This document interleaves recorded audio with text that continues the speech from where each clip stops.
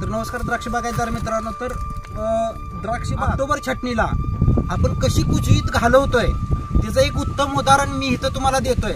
द्राक्ष बागायतदारांना वेळोवेळी सांगून सुद्धा द्राक्ष बागा आपलं बागायतदार कसं आपलंच खरं करतात आणि आपल्याला म्हणजे कामगारांचं ऐकून कामगारच द्राक्ष बागायतदारांना शिकवतात की पुढे जाऊन वारं येणार आहे, गारपीट होणार आहे, काय होणार आहे शिकवत असतात.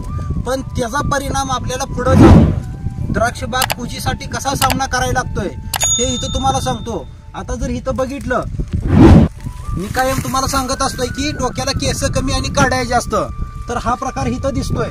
मग काय केलंय, नुसतं शेंड मारायचं, ही काडी चांगली आहे, ही काडी चांगली आहे, ही काडी चांगली आहे, अरे सगळं चांगलं आहे ते.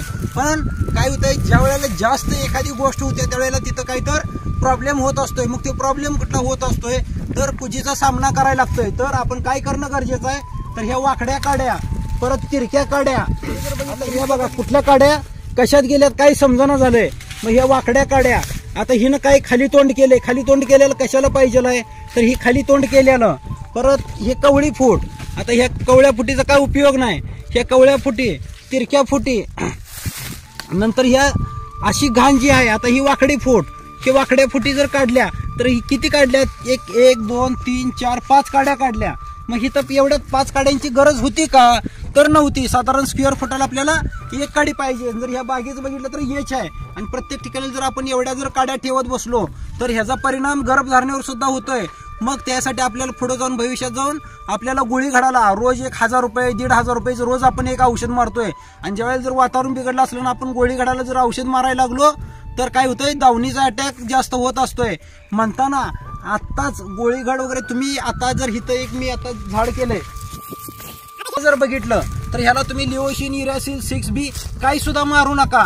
तर ह्याच्यात गर्भधारणा चांगली होत्या का, तर जवळजवळ एप्रिल छटणी ही 80% ही निसर्गावर अवलंबून आहे. निसर्गावर अवलंबून आहे म्हणजे काय, सूर्यप्रकाश सगळ्यात महत्वाचा आहे. मग ह्या जर झाला इकंड जरी थोडंसं जरी ढगाळ वातावरण झालं तर ह्याला काय होतंय, प्रत्येकाला सूर्यप्रकाश मिळतोय. आणि सूर्यप्रकाश जास्त मिळाल्यामुळं जी गर्भधारणेसाठी गरज आहे सूर्यप्रकाशाची ती इथं भागवली जात्या. आणि ह्याच्यात सगळ्यात महत्वाचं रोग कुठला येत नाही. आपण औषध कसं जरी मारलं तर ह्याला व्यवस्थित औषध बसतंय. आणि ते जर ह्या बाजूला बघितलं तर इथं अगदी काय असं गुंतागुंतीचं करून ठेवलंय. तर पूज किंवा गोळीघड वगैरे हे जर आपल्याला टाळायचं असलं तर असं न करता अशी विरळणी प्रत्येक बागायतदारानं करणं गरजेचं आहे. आणि ही ज्यावेळेला आपण विरळणी अशी करू शकतोय, आता एक्सपोर्टला जर बघितलं तर ह्याच्यापेक्षा छान काम केलेलं असतंय. आपलं सगळं लोकलचं काम, बेदाण्याचं काम कशाचं पण असू दे, पण विरळणी ही सुटसुटीत असली पाहिजे. स्क्वेअर फुटाला एक काडी, परत काडीला एक घड.